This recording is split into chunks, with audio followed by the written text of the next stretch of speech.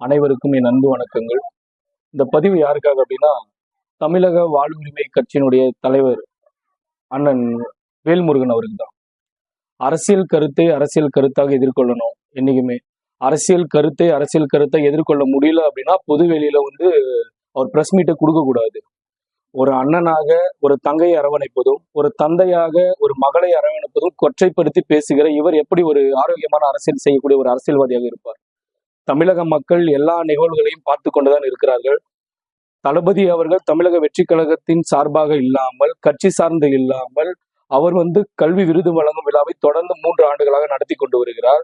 ஒரு மாணவி பரிசு பெற்ற முதல் மதிப்பெண் பெற்ற மாணவிகளை அழைத்து ஒரு பரிசு தொகையை கொடுப்பது, ஒரு அண்ணனாக கொடுப்பது, ஒரு தந்தையாக கொடுப்பது, ஒரு பெற்றோர்கள் முன்னிலை அவர்களை எடுத்து அவர்களை கௌரவப்படுத்துவதே ஒரு அரசியல் களத்திற்கு அதை கொண்டு வந்து சுகாதாரமற்ற முறையிலே அவரை தளபதியை விமர்சிப்பதாக நினைத்து, அரசியலில் விமர்சிப்பதாக நினைத்து, தமிழக மாணவிகளையும் தமிழக பெற்றோர்களையும் விமர்சிக்கக்கூடிய தமிழக வாழ்வுரிமை கட்சியினுடைய தலைவர் என்று சொல்லிக் கொண்டிருக்கக்கூடிய வேல்முருகன் அவர்களுக்கு பேரணாம்பட்டு நகரத்தின் சார்பாகவும் வேலூர் மாவட்டத்தின் சார்பாகவும் வன்மையான கண்டனங்களை தெரிவிக்கிறோம். ஒரு மக்களால் தேர்ந்தெடுக்கப்பட்ட சட்டமன்ற உறுப்பினராக இருக்கக்கூடிய வேல்முருகன் அவர்கள் தன்னுடைய தொகுதியில் இருக்கக்கூடிய மாணவிகளை அழைத்து இதுவரைக்கும் அவர்களை பாராட்டி அவர்களை ஊக்குவித்து எந்த நிகழ்ச்சியாவது செய்திருக்கிறாரா? எந்த மாணவிகளுக்காவது எந்த மாணவர்களுக்காக இதற்கும் அழைத்து அவர் ஏதாவது பாராட்டு கொடுத்திருக்கிறாரா? பரிசு கொடுத்திருக்கிறாரா? அவர்களை ஊக்கப்படுத்தியிருக்கிறார்? கல்விக்காக இவர் ஒரு சட்டமன்ற உறுப்பினராக இருந்து இவர் தொகுதியில் செய்த சாதனைகள் என்ன? தமிழக மக்களுக்கு கல்விக்காக இவர் போராடி பெற்று தந்த சாதனைகள் என்ன? ஏதாவது ஒரு செயலை அண்ணன் வேல்முருகன் சொல்ல முடியுமா? அரசியல் கருத்தை அரசியல் கருத்தாக எதிர்கொள்ள வேண்டுமே தவிர தனிப்பட்ட முறையில் ஒருத்தரை விமர்சிப்பதும், ஒரு கட்சியினுடைய தலைவரை சிறுமைப்படுத்தி பேசி விமர்சிக்கக்கூடிய இவர் எப்படி ஒரு சுகாதாரமான ஒரு ஆரோக்கியமான அரசியலை செய்யக்கூடிய அரசியல்வாதியாக இருப்பார்? எனவே தமிழக மக்கள் எல்லாவற்றையும் பார்த்து கொண்டுதான் இருக்கிறார்கள். தமிழக வாழ்வுரிமை கட்சி என்று ஒன்று இருக்கிறதா என்பது தமிழக மக்கள் யாருக்குமே தெரியாது.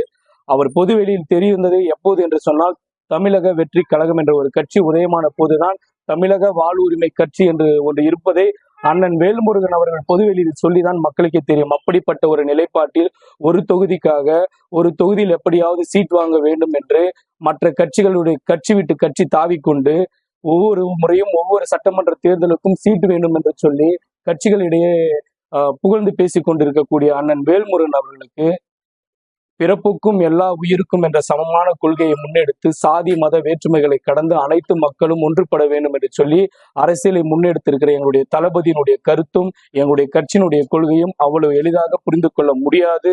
எனவே அரசியல் கருத்தை அரசியல் கருத்தாக அண்ணன் வேல்முருகன் எதிர்கொள்ள வேண்டும். என்னுடைய தளபதியை கூத்தாடி என்று விமர்சிப்பதும், என்னுடைய கட்சி நிர்வாகிகளை ஒன்றும் பண்ண முடியாது, நான் இப்படித்தான் பேசுவேன் என்று பொதுவெளியில் பேசுவதும் அவர் நிறுத்திக் கொள்ள வேண்டும். அவர் நிறுத்திக் கொள்ளாவிட்டால் அவருக்கு எதிராக தமிழகம் முழுவதும் இருக்கிற தமிழக மக்கள் 2026ஆம் ஆண்டிலே வருகின்ற சட்டமன்ற தேர்தலிலே அவர்களுக்கு தகுந்த பாடத்தை தமிழக மாணவிகளும் தமிழக மாணவிகளுடைய பெற்றோர்களும் வருங்கால இளைய தலைமுறையும் அவருக்கு பாடம் புகட்டுவார்கள் என்று சொல்லி அவரை வன்மையாக கண்டிக்கிறேன். நன்றி, வணக்கம்.